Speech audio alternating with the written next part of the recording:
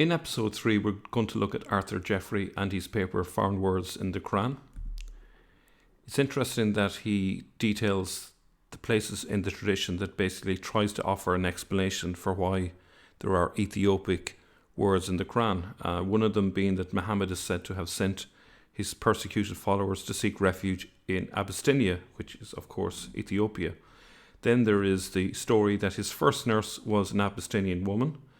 And then there's the idea that the prophet was particularly skilled in the Ethiopic language. We see here examples of how the Sin attempts to explain away the glaringly obvious the presence of foreign words in the Quran. I don't necessarily buy into this story. It seems like they are constructing details about Muhammad's biography around the nature of the Quran. So they're taking the Quran as a starting point and then building up a biography to fit how they perceive the Quran, rather than it being a legitimate biography. Abyssinian slaves appear to have been not uncommon in Mecca. He goes on to say, it would not have been difficult for Muhammad in his boyhood to have learned many words of religious significance from such sources, if we believe that tale, of course. He also goes on to say, be borne in mind that during the Aksumite occupation of South Arabia, many Ethiopic words of cultural significance may have come into current use in Arabia through commercial and political intercourse. So, of course, that part of Ethiopia, Aksum, took over southern Arabia for quite a while, and so we can imagine Ethiopic words entering Arabia that way, and that would explain to some extent the presence of Ethiopic words. Apart from the fact that the Quran was written far up north, it still requires some sort of travel between those two areas, unless we take the idea that the Quran was written way down in Yemen. But considering that there's only a tiny percentage of words which are Ethiopic, it's probably more likely that there was some members of the committee that wrote the Quran that had a few of these words, and somehow that entered the Quran. Here are some examples that he gives. Egypt, he says it occurs only along with the Ethiopic word tagut, as in the sentence, they believe in Egypt and tagut. And apologies with my pronunciation as always. The exegetes knew not what to make of it, and from their works we can gather a score of theories as to its meaning, whether idol, priest, sorcerer, sorcery, etc. It was generally agreed that it was an Arabic word, and he goes on to say that some of the philologers, however, admitted that it was a foreign word, and from As-Suyuti we learn that some of them even knew it was Ethiopic. So it's kind of an open secret that there are Ethiopic words in the Quran. Another word is this one here, Hizb, if I'm pronouncing it correctly again.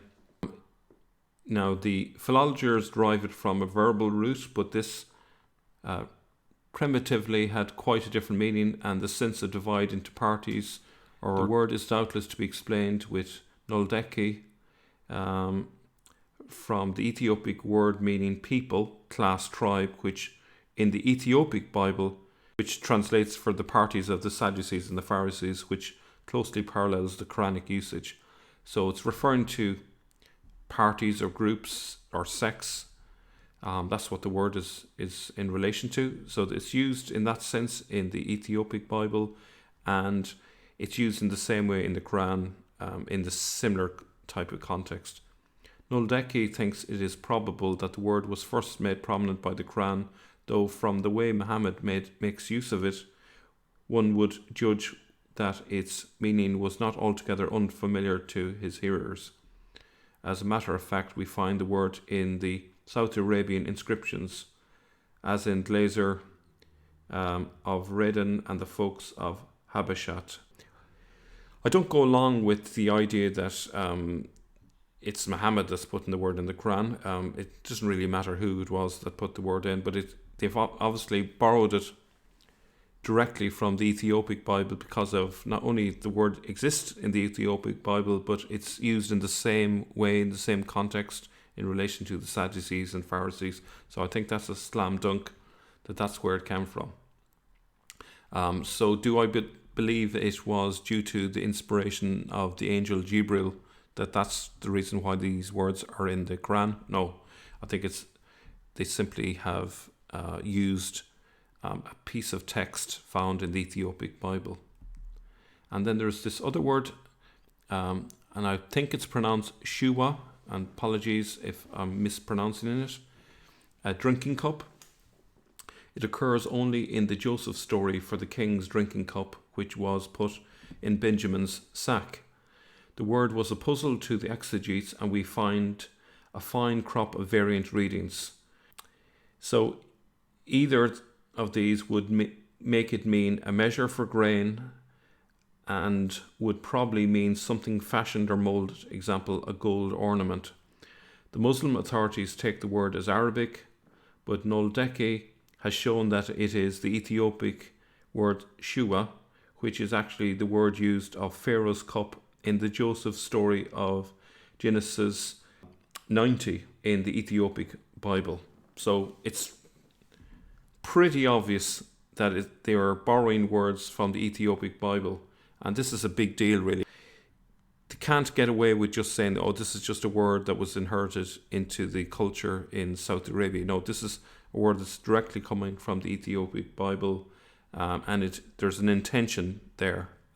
There's a direct use from the Ethiopic Bible. So they're using the Ethiopic Bible as they're constructing the Quran. And that's it for today. Thank you for watching. Talk to you all very soon.